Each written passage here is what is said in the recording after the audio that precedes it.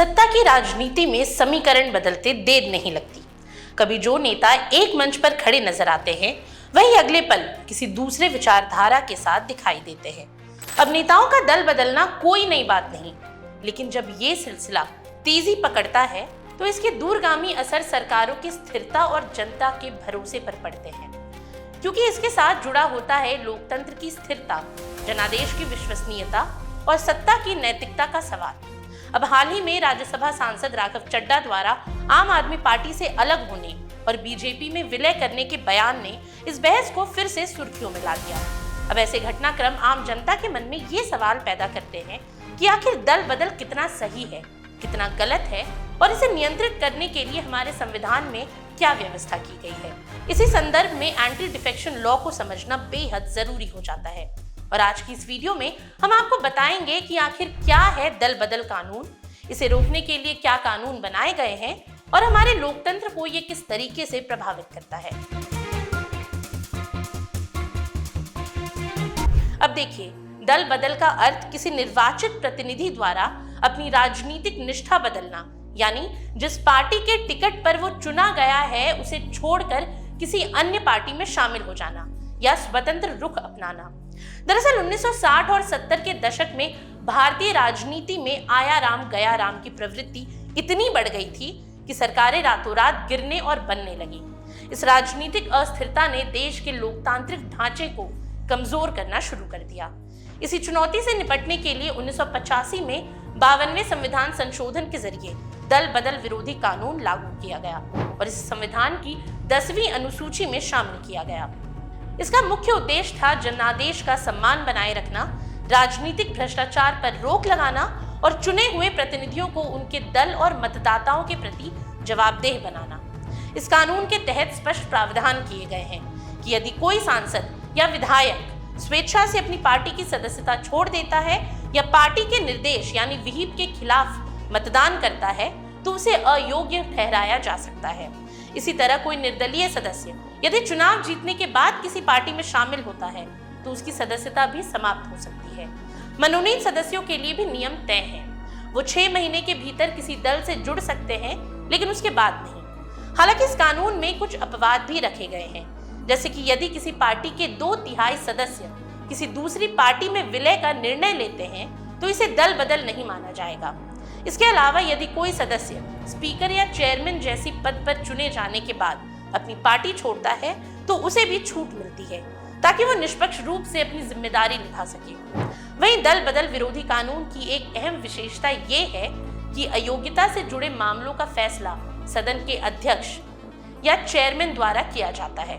हालांकि यही प्रावधान समय समय पर विवाद का कारण भी बनता रहा, क्योंकि अध्यक्ष अक्सर किसी राजनीतिक दल से जुड़े होते हैं, जिससे उनके निर्णय की निष्पक्षता पर सवाल उठते हैं। इसके अलावा विहिप प्रणाली भी इस कानून का महत्वपूर्ण हिस्सा है, जो ये सुनिश्चित करती है कि पार्टी के सदस्य महत्वपूर्ण मुद्दों पर एकजुट होकर मतदान करें। लेकिन आलोचकों का कहना है कि इससे सांसदों और विधायकों की व्यक्तिगत सोच और अभिव्यक्ति की स्वतंत्रता सीमित हो जाती है। दरअसल इस कानून की जितनी सराहना हुई है ना, उतनी ही आलोचना भी हुई। कई विशेषज्ञों का मानना है कि ये कानून लोकतंत्र के उस मूल सिद्धांत के खिलाफ जाता है जिसमें प्रतिनिधियों को अपने विवेक और अपने क्षेत्र की जनता के हितों के अनुसार निर्णय लेने की स्वतंत्रता होनी चाहिए। दल बदल के डर से कई बार जनप्रतिनिधि पार्टी लाइन से हटकर बोलने से बचते हैं, जिससे आंतरिक लोकतंत्र कमजोर होता है। इसके अलावा राजनीतिक दल कानून का इस्तेमाल अपने सदस्यों पर दबाव बनाने और असहमति को दबाने के लिए भी करते हैं। कुछ मामलों में ये भी देखा गया है कि नेता अयोग्यता से बचने के लिए नए दल बना लेते हैं, जिससे राजनीतिक विखंडन बढ़ता है और स्थिर सरकार बनाना मुश्किल हो जाता है। वहीं साल 2003 में 91वें संविधान संशोधन के जरिए इस कानून को और सख्त किया गया। इसमें मंत्रिपरिषद के आकार को सीमित किया गया और ये प्रावधान जोड़ा गया कि दल बदल के आधार पर अयोग्य ठहराए गए सदस्य मंत्री या किसी अन्य लाभ के पद पर नियुक्त नहीं हो सकते। साथ ही पहले जो 1/3 सदस्यों के आधार पर विभाजन की छूट थी उसे खत्म कर दिया गया, ताकि छोटे छोटे गुट बनाकर दल बदल करने की प्रवृत्ति पर रोक लगाई जा सके। हालांकि अगर अंतर्राष्ट्रीय परिप्रेक्ष्य में देखें तो दल बदल को लेकर भारत का दृष्टिकोण काफी सख्त है। अमेरिका, ब्रिटेन, कनाडा, ऑस्ट्रेलिया जैसे देशों में दल बदल पर कोई कानूनी रोक नहीं है। वहां ये माना जाता है कि अंतिम फैसला मतदाताओं का होता है और अगर नेता बार बार दल बदलता है तो जनता उसे अगले चुनाव में सबक सिखा सकती है। लेकिन भारत जैसे विविधतापूर्ण और बहुदलीय लोकतंत्र में जहां राजनीतिक समीकरण तेजी से बदलते हैं, वहां इस तरह का कानून स्थिरता बनाए रखने के लिए जरूरी माना गया। वहीं न्यायपालिका ने भी समय समय पर इस कानून की व्याख्या की है। 1992 में कियोटो होलोहान मामले में सुप्रीम कोर्ट ने इसकी संवैधानिकता को बरकरार रखते हुए कहा कि ये कानून लोकतंत्र को मजबूत करने के लिए आवश्यक है। हालांकि कोर्ट ने यह भी स्पष्ट किया कि अध्यक्ष के फैसले की न्यायिक समीक्षा संभव है, जिससे पारदर्शिता बनी रह सके। बाद के मामलों में भी अदालत ने ये रेखांकित किया कि दल बदल से जुड़े मामलों का निपटारा समयबद्ध तरीके से होना चाहिए ताकि न्याय में देरी न हो। अब दल बदल की राजनीति ने भारत को कई बार अस्थिरता के दौर में धकेला है और इसी अनुभव ने इस कानून को जन्म दिया।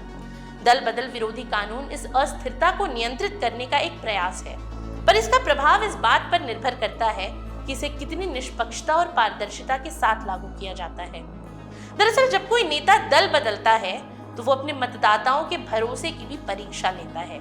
ऐसे में दल बदल विरोधी कानून एक जरूरी नियंत्रण तो है ही, लेकिन इसे समय समय पर बदलती राजनीतिक परिस्थितियों के अनुरूप परिष्कृत करना भी उतना ही आवश्यक है, क्योंकि एक मजबूत लोकतंत्र वही होता है जहां स्थिरता और स्वतंत्रता दोनों साथ साथ आगे बढ़े।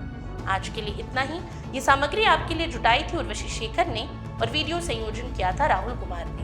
ये वीडियो आपको कैसा लगा हमें कमेंट सेक्शन में जरूर बताएं और ऐसे तमाम रोचक जानकारियों के लिए बने रहिए स्वराज पोस्ट झारखंड के साथ। और अब तक अगर आपने हमारे YouTube चैनल को सब्सक्राइब नहीं किया तो अभी जाकर करें और Facebook पर हमारे पेज को लाइक और फॉलो करना ना भूलें।